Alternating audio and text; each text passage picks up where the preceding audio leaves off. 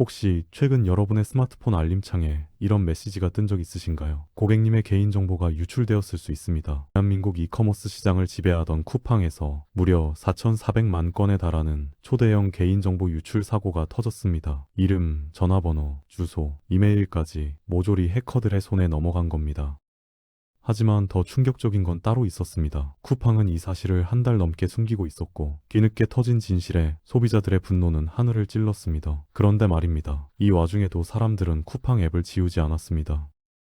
왜일까요? 대안이 없기 때문입니다. 아니, 정확히는 대안이 될 만한 국내 플랫폼들이 이미 무너지고 있기 때문입니다. 지금 대한민국 이커머스 시장에는 거대한 쓰나미가 몰려오고 있습니다. 그 쓰나미의 이름은 바로 중국입니다. 불과 3년 전만 해도 대한민국의 온라인 쇼핑 시장은 국내 플랫폼들의 천국이었습니다. 쿠팡이 로켓 배송으로 시장을 장악하고 11번가와 지마켓이 그 뒤를 쫓았으며 수많은 버티컬 커머스들이 각자의 영역에서 승승장구했습니다. 명품을 파는 플랫폼, 중고 거래 플랫폼, 식품 전문 플랫폼까지 말 그대로 백화제방이었죠. 투자자들의 돈은 물 들어올 때 노젓듯 쏟아졌습니다. 유니콘 기업이 탄생했고 스타트업 생태계는 그 어느 때보다 뜨거웠습니다. 그런데 2022년 한국 시장에 낯선 이름들이 등장하기 시작했습니다. 알리익스프레스, 테무, 쉬인. 처음에는 아무도 신경 쓰지 않았습니다. 중국산 저가 제품을 파는 곳이려니 품질도 별로겠지, 배송도 느리겠지 하고 무시했던 겁니다. 하지만 불과 2년 만에 상황은 완전히 뒤집혔습니다. 2024년 기준 알리익스프레스의 한국 내 거래액은 무려 6조 원을 돌파했습니다. 이는 한국 이커머스 시장의 10%에 육박하는 수치입니다. 더 무서운 건 성장 속도입니다. 2023년 대비 무려 300% 이상 급증한 겁니다. 이 중국발 쓰나미가 한국 시장을 덮치면서 가장 먼저 비명을 지른 곳은 버티컬 커머스들이었습니다. 2024년 상반기 누적 투자 235억 원을 받았던 명품 플랫폼 엔코드가 폐업을 선언했습니다. 직원들은 하루아침에 일자리를 잃었고 투자자들의 돈은 한순간에 증발했습니다. 엔코드만이 아니었습니다. 중견 게임사, 파쥬, 잔디소프트, 패션 플랫폼 에이블리의 실적 급락, 중고거래 플랫폼들의 연이은 구조조정, 그리고 가장 충격적이었던 건 2024년 팁 선정 기업 중 23개사가 문을 닫았다는 사실입니다. 팁스는 정부가 유망 스타트업에게 주는 일종의 품질 인증서입니다. 그런 기업들조차 버티지 못하고 쓰러진 겁니다. 이들의 공통점은 명확했습니다. 모두 중국 커머스와의 가격 경쟁에서 패배했다는 것. 그렇다면 도대체 중국 플랫폼들은 어떻게 이 무시무시한 가격 경쟁력을 갖추게 된 걸까요? 그 비밀을 파헤쳐 보겠습니다. 첫 번째 비밀은 바로 제조 직거래 시스템입니다. 국내 플랫폼들은 이렇게 작동합니다. 제조사가 물건을 만들면 도매상에게 넘기고 도매상은 다시 소매상에게, 소매상은 플랫폼에 입점하고 플랫폼은 소비자에게 판매합니다. 이 과정에서 최소 3단계 이상의 마진이 붙습니다. 1만원짜리 제품이 소비자에게는 3만원, 4만원이 되는 구조죠. 하지만 중국 플랫폼들은 이 모든 과정을 생략했습니다. 선정과 이후에 거대한 공장지대에서 만들어진 제품이 바로 소비자에게 직송되는 겁니다. 중간 유통 단계가 제로입니다. 여기에 중국 정부의 막강한 물류 보조금까지 더해집니다.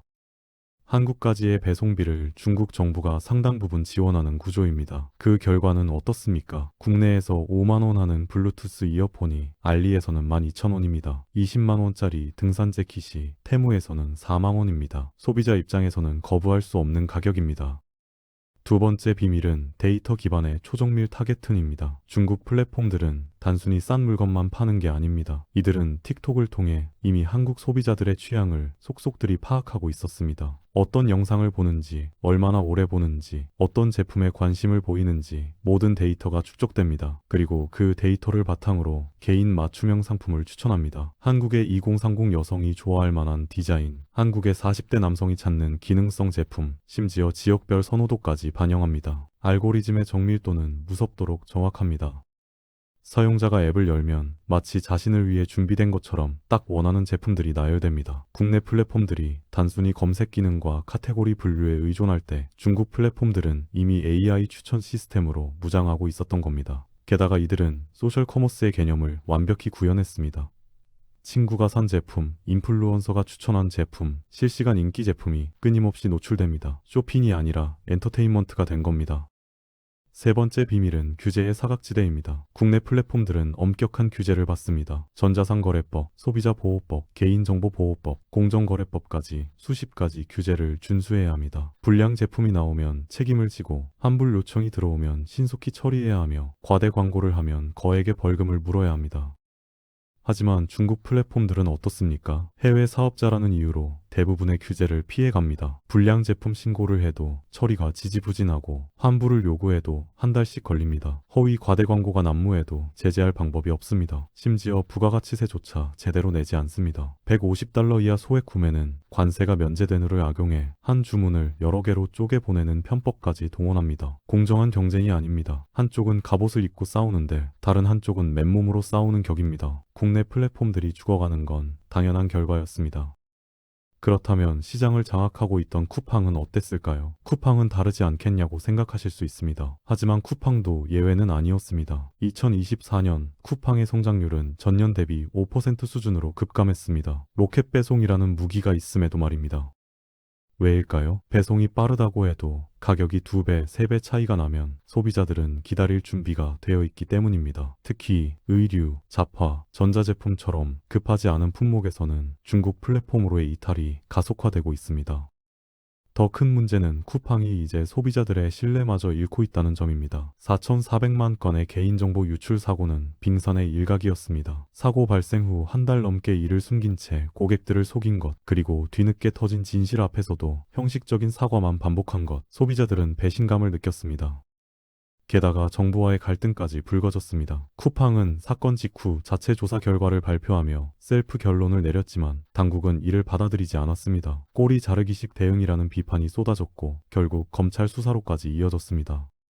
이런 상황에서 쿠팡은 또 다른 위기에 직면했습니다. 바로 중국 플랫폼들의 물류 혁신입니다. 초창기 중국 커머스의 최대 약점은 배송 기간이었습니다. 2주, 3주씩 걸리는 배송은 아무리 가격이 싸도 참기 힘든 불편함이었죠. 하지만 이제 상황이 완전히 바뀌었습니다.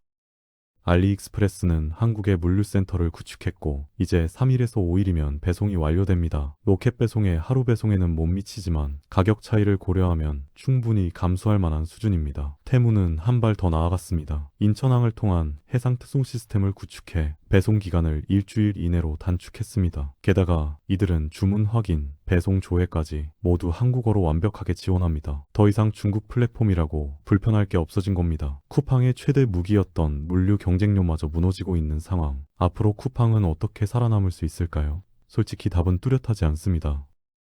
그렇다면 정부는 뭘 하고 있었을까요? 아무것도 안 하고 있었던 건 아닙니다. 2024년 하반기부터 정부는 중국 플랫폼 규제에 나섰습니다. 첫째, 해외 직구 면세 한도를 $150에서 $100로 낮추겠다고 발표했습니다. 둘째, 중국 플랫폼에도 국내 사업자와 동일한 소비자 보호 의무를 부과하는 법안을 추진했습니다. 셋째, 관세 청구와 공정위가 합동으로 편법 면세 행위를 단속하기 시작했습니다.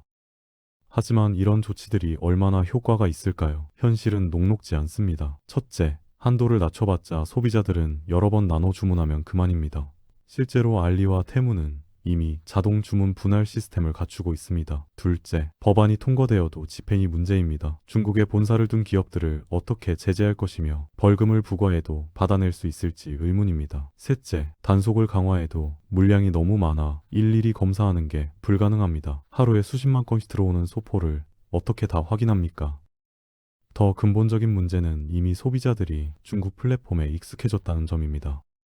20대와 30대 사이에서 알리와 테무는 이제 필수 앱이 되었습니다. 지갑이 얇은 청년 세대에게 가격은 모든 것을 압도하는 선택 기준입니다. 명품 가방을 사고 싶지만 돈이 없는 대학생은 테무에서 비슷하게 생긴 가방을 삽니다. 캠핑 장비를 갖추고 싶지만 수백만 원을 쓸 수 없는 직장인은 알리에서 저렴한 대체품을 주문합니다. 품질이 떨어져도 괜찮습니다. 1년만 쓰고 버려도 가격 차이를 생각하면 남는 장사니까요. 이런 소비 패턴은 이제 하나의 문화가 되었습니다. 쇼핑몰이나 백화점에서 제품을 구경만 하고 실제 구매는 중국 앱에서 하는 쇼룸임족이 급증하고 있습니다.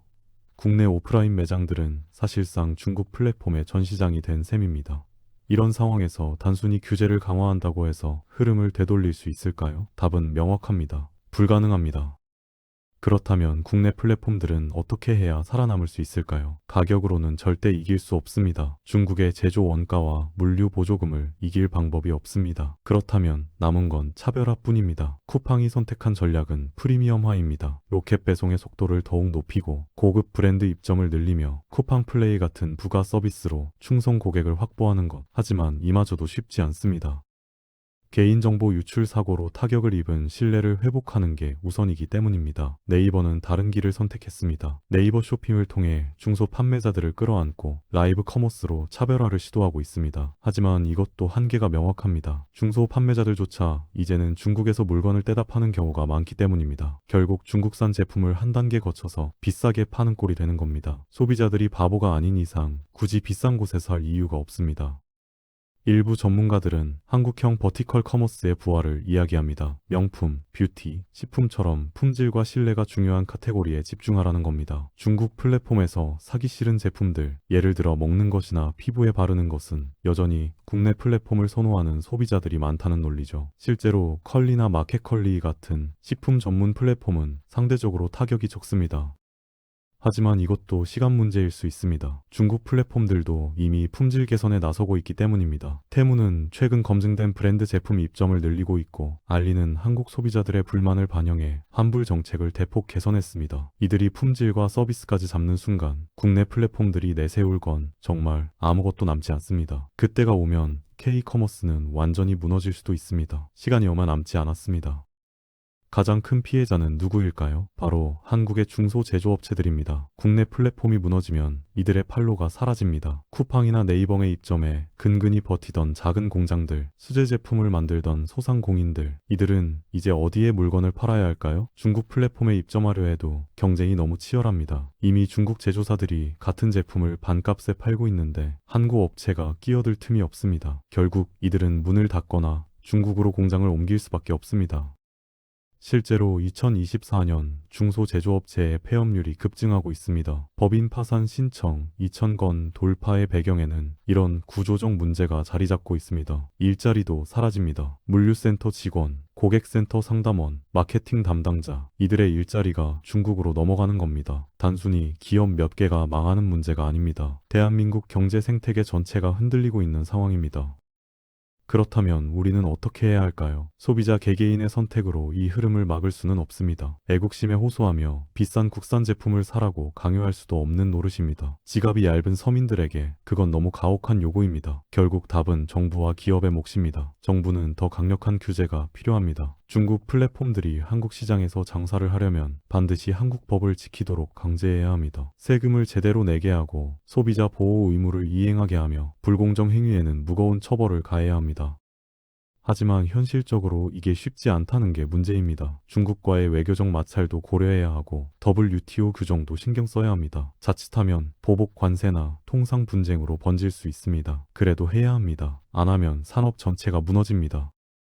기업들도 변해야 합니다. 이제 단순히 물건을 파는 시대는 끝났습니다. 경험을 팔아야 합니다. 쇼핑이 아니라 라이프 스타일을 제한해야 합니다. 중국 플랫폼이 절대 따라올 수 없는 차별화를 만들어야 합니다. 예를 들어 초고속 배송, 완벽한 고객 서비스, 프리미엄 큐레이션, 오프라인 연계 서비스, 이런 것들로 승부를 걸어야 합니다. 가격 경쟁은 이미 졌습니다. 인정해야 합니다. 하지만 가치 경쟁은 아직 끝나지 않았습니다. 소비자들은 싼 것만 찾는 게 아닙니다. 빠르고 편리하고 믿을 수 있는 서비스에는 기꺼이 돈을 냅니다. 쿠팡이 성공할 수 있었던 이유도 바로 그것 아닙니까? 이제 그 본질로 돌아가야 할 때입니다. 개인정보 유출 같은 사고나 내고 고객을 속이는 행태로는 절대 살아남을 수 없습니다. 2025년 대한민국 이커머스 시장은 기로에 섰습니다. 중국 플랫폼의 공습은 이제 막 시작 단계입니다. 앞으로 더 거세질 겁니다. 테무와 알리뿐만 아니라 샤오홍슈, 타오바오 같은 거대 플랫폼들도 한국 시장 진출을 노리고 있습니다. 이들이 본격적으로 진입하면 지금보다 몇 배는 더 치열한 전쟁이 벌어질 겁니다. 그때 한국 기업들이 살아남아 있을까요? 솔직히 장담할 수 없습니다. 하지만 분명한 건 하나 있습니다. 지금 변하지 않으면 미래는 없다는 거. 배달의 민족이 독점의 오만함 속에서 쿠팡에게 역전당했듯이 쿠팡도 지금의 안일함을 버리지 못하면 중국 플랫폼에게 자리를 내줄 수밖에 없습니다. 캠핑 산업이 거품 속에서 몰락했듯이 이커머스 시장도 구조조정의 칼바람을 피해갈 수 없을 겁니다. 오늘의 이야기는 단순한 산업 이슈가 아닙니다. 대한민국 경제의 미래가 달린 문제입니다. 역사는 늘 반복됩니다. 1990년대 일본 가전제품이 한국을 장악했을 때 우리는 삼성과 LG를 키워냈습니다. 2000년대 노키아가 휴대폰 시장을 지배했을 때 우리는 스마트폰으로 역전했습니다. 그때마다 불가능해 보였던 싸움에서 이겨냈습니다. 이번에도 그럴 수 있을까요? 아니면 이번에는 정말 다를까요? 중국이라는 거대한 벽은 우리가 이제껏 넘어봤던 어떤 장벽보다도 높고 두껍습니다. 하지만 포기할 수는 없습니다. 포기하는 순간 끝입니다. 지금 이 순간에도 수많은 스타트업들이 새로운 아이디어로 도전하고 있고 기존 기업들도 혁신을 위해 몸부림치고 있습니다. 그들의 노력이 헛되지 않으려면 우리 모두가 관심을 가져야 합니다. 소비자로서, 시민으로서 이 문제를 함께 고민해야 합니다. 싼 가격의 유혹에만 넘어가지 말고 그 이면에 무엇이 있는지도 생각해 봐야 합니다. 내가 아낀 몇만 원 때문에 누군가의 일자리가 사라진다면 그게 과연 진짜 이익일까요?